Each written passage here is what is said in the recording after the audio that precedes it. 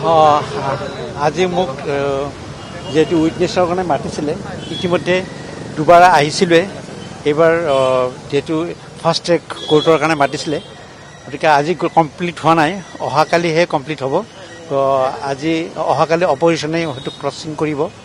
যিয়ে নকৰক মোৰ যিটো স্পষ্ট কথা সেইখিনি মই স্পষ্টভাৱে কৈছোঁ যে মই চাৰিটা মোৰ অবজাৰ্ভেশ্যন আছে এক নম্বৰ কথা তেওঁক যেহেতু আমি স্পষ্টভাৱে কৈছিলোঁ যে জুই পানীৰ পৰা আঁতৰত থাকিব লাগে ড্ৰাইভিং কৰিব নালাগে সেই মানুহজনক কিয় ইয়টত লৈ যোৱা হ'ল নম্বৰ কথা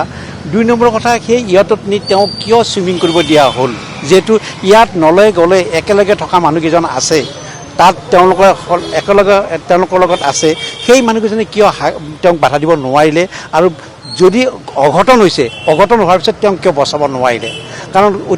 যদি চুইমিং কৰাৰ পিছত ড্ৰাউনিং হোৱাৰ পিছত যদি লগে লগে যদি হস্পিটেলাইজ কৰিলে হয় তেওঁ বাচি গ'লহেঁতেন জুবিন গাৰ্গক আমি ৰাখিব পাৰিলোহেঁতেন জীয়াই ৰাখিব পাৰিলোহেঁতেন সেই আক্ষেপখিনি মই কৈছোঁ আৰু সদায় কৈ থাকিম গতিকে এই ক্ষেত্ৰত মোৰ আৰু এটা অবজাৰ্ভেশ্যন আছে যে তেওঁক নিয়াৰ আগতে যে এটা মেডিকেল টিম তেওঁৰ লগত যাব লাগিছিলে যিহেতু জুবিন গাৰ্গ আমাৰ গৌৰৱ তেওঁ প্ৰাইড গতিকে যদি মেডিকেল টিম নিয়া নাই তথাপিও তেওঁ যোৱাৰ আগত এবাৰ he is fit or not to go' abroad